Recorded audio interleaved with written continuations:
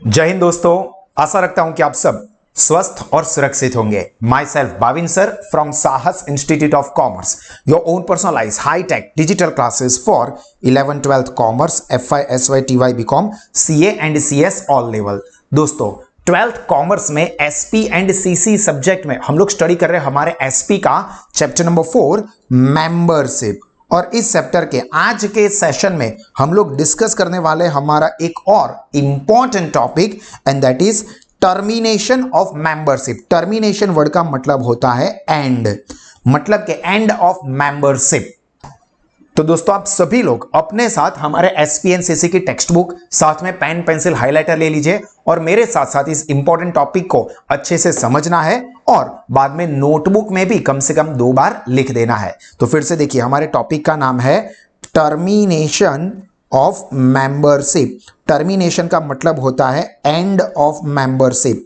हमने मेंबरशिप कैसे मिलती है, वेज और मेथड्स टू एक्वायर मेंबरशिप, ये वाला टॉपिक ऑलरेडी स्टडी कर लिया है। अब ये मेंबरशिप कैसे खत्म होती है ये हम लोग इस सेशन में डिस्कस करने वाले हैं। तो देखिए, when a member's name is deleted from the register of member then his membership comes to an end, यानी कि टर्मिनेटेड। मेन चीज क्या है कि जब भी मेंबर का नाम मेंबर रजिस्टर में से डिलीट कर दिया जाता है तो उसको कहते हैं टर्मिनेशन या end of memberships. So membership stands to be terminated under following circumstances. देखो, membership is terminated under following circumstances, जिसमें सबसे पहला है बाय ट्रांसफर ऑफ शेयर।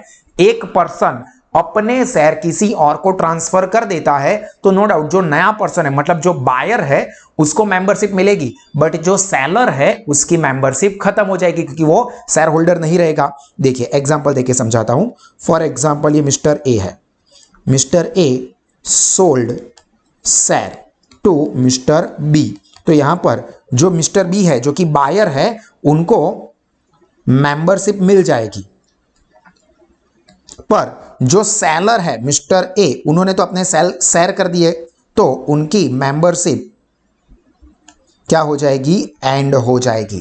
तो यहां पर शेयर ट्रांसफर कर देने से, सेल कर देने से जो सेलर है या ट्रांसफरर है उसकी मेंबरशिप टर्मिनेट हो जाती है।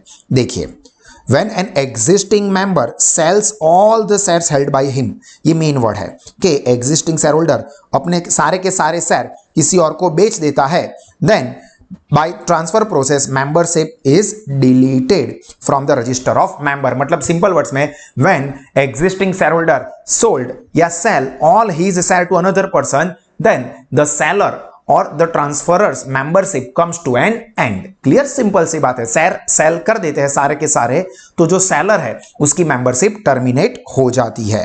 Then second, transmission of share. Transmission मतलब कंपलसरी ट्रांसफर। इसमें भी हम लोग एक एग्जांपल ले लेते ताकि आपको समझ में आ जाए। फॉर एग्जांपल मिस्टर पी, यानी क्या, मिस्टर पागल, ठीक है, जो कि यहां पर ल्यूनेटिक अनसाउंड माइंड के हो गए, तो ऑब्वियस सी बात है कि उनके शेयर कंपलसरी उनके लिए जो ट्रस्टी कोर्ट अपॉइंट करेंगे उसके नाम पे ट्रांसफर हो जाएंगे। ये ट्रस्टी है, जो कि ट्रस्टी कह सकते हो या गार्डियन कह सकते हो, तो ये ट्रस्टी को मेंबरशिप मिल जाएगी और ये जो अनसाउंड माइंड का पर्सन है उसकी मेंबरशिप क्या हो जाएगी, टर्मिनेट हो जाएगी। क्योंकि यहां पर क्या हुआ है, ट्रांसमिशन, ये मेन वर्ड है ट्रांसमिशन। ट्रांसमिशन का मतलब क्या होता है, transfer of share bye operation of law, यानी कि कंपलसरी ट्रांसफर। तो जब कोई शेयर होल्डर के शेयर कंपलसरीली किसी और को ट्रांसफर हो जाते हैं तो ऑब्वियस सी बात है कि जिसके शेयर ये ट्रांसफर हो गए उसकी मेंबरशिप खत्म हो जाएगी। देखिए, व्हेन मेंबर पास अवे और बिकम्स इंसॉल्वेंट और डिक्लेयर्ड ऑफ अनसाउंड माइंड, मैंने ये एग्जांपल दिया, पर अनसाउंड माइंड के अलावा हमें पता ही है कि कोई पर्सन यानी कि मेंबर की डेथ हो जाती है या वो अनसाउंड माइंड के पर्सन जैसे आप लोग, या वो फॉर एग्जांपल इंसॉल्वेंट बन जाता है मेरी तरह, तो उनके शेयर यहां पर क्या हो जाता है, shares are transferred under the operation of law to किसको, हिज लीगल रिप्रेजेंटेटिव। तो जो लीगल रिप्रेजेंटेटिव है उसको मेंबरशिप मिल जाएगी और ये डिसीज्ड पर्सन या इंसॉल्वेंट पर्सन या ल्यूनेटिक यानी कि अनसाउंड माइंड पर्सन, उसकी मेंबरशिप टर्मिनेट हो जाएगी। Then by forfeiture of share. Forfeiture क्या होता है, जब ये ऑलरेडी हम लोग समझ चुके हो, forfeiture of share, lien of share, ये सारी चीजें मैं आपको दोस्तों आगे सिखा चुका हूं। चलिए तो यहां पर हम लोग देखते हैं four feature of share. Forfeiture of share क्या होता है कि जब कोई शेयर होल्डर कंपनी के जो कॉल है, शेयर खरीदे है, उसके कॉल के पैसे कंपनी को नहीं देता है तो कंपनी सारे जो लीगल प्रोसीजर है उसको फॉलो करके उस शेयर होल्डर के शेयर को कैंसल कर देती है। तो फोर फीचर में होता क्या है, शेयर कैंसल हो जाते हैं। When the share holder default in, क्या होता है, default in paying the amount of calls on the share, his shares are forfeited after following legal procedure. When shareholder fails to pay the call money on the shares held by him, then company after following legal procedure forfeit यानी कि cancel his share। इसके लिए आपको वो share four feature वाला जो concept है पहले वाले चैप्टर में हमने पढ़ा था वो फिर से रिफर करना है ताकि वो याद रह जाए।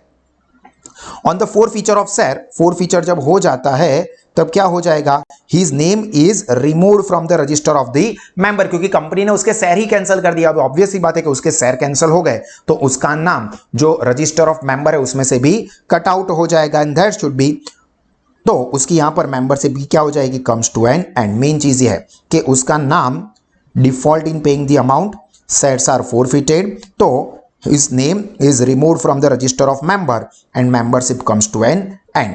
No doubt इसके लिए हमें पता ही है कि आर्टिकल ऑफ एसोसिएशन में ये प्रोसीजर जो फोर फीचर का उसके करने के लिए प्रोविजंस होने चाहिए, पर ये तो एक्स्ट्रा लाइन है तो ये लाइन इतनी इंपॉर्टेंट नहीं है, ये वाली लाइन सिर्फ नॉलेज के लिए।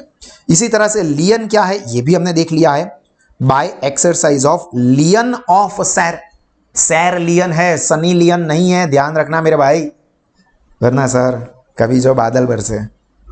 If there is a provision of lien on the share in article of association, company of the company exercise this to recover dues from the member. मतलब के कंपनी के मेंबर के पास से कंपनी को कोई पैसा लेना है बाकी है और वो मेंबर वो ड्यू कंपनी को नहीं पे कर रहा है तो कंपनी क्या कर सकती है, उसके शेयर का लियन कर सकती है, मतलब कि उसके शेयर को यूज कर सकती है to recover his dues. Company का जो ड्यू है वो क्या करेगी, कंपनी कैसे वसूल करेगी, भाई वो मेंबर तो दे नहीं रहा है तो ठीक है, उसके जो शेयर है ना वो शेयर हम मार्केट में बेच देंगे और उस पैसों से हमारे जो पैसे वो मेंबर के पास से लेने थे वो वसूल कर लेंगे। तो यहां पर ऑब्वियस सी बात है कि अगर कंपनी वो मेंबर के शेयर बेच देती है अपने पैसे रिकवर करने के लिए, तो शेयर बेच दिए कंपनी ने, तो ऑब्वियस सी बात है कि वो शेयर होल्डर अब शेयर होल्डर ही नहीं रहेगा। शेयर होल्डर नहीं रहेगा तो उसकी मेंबरशिप टर्मिनेट हो जाएगी। Then redemption of redeemable preference share. देखो इक्विटी शेयर तो रिडीम होते नहीं है, वो तो जब लिक्विडेशन होता है कंपनी का और सारे पेमेंट कर देने के बाद अगर कंपनी के पास कुछ पैसा बचा तो इक्विटी शेयर होल्डर को पे करते हैं। बट जो प्रेफरेंस शेयर खरीदते हैं उन लोगों को क्या होता है कि कुछ फिक्स टाइम के बाद वो प्रेफरेंस शेयर रिडीम कर दिए जाते हैं। तो when the company has issued preference share then it return amount the preference share on completion of redemption period. मतलब जैसे ही रिडम्पशन पीरियड खत्म होगा कंपनी वो प्रेफरेंस शेयर होल्डर को, मिस्टर पी जो कि प्रेफरेंस शेयर होल्डर है, तो कंपनी यहां पर स्पेसिफिक टाइम पीरियड के बाद क्या करेगी, कंपनी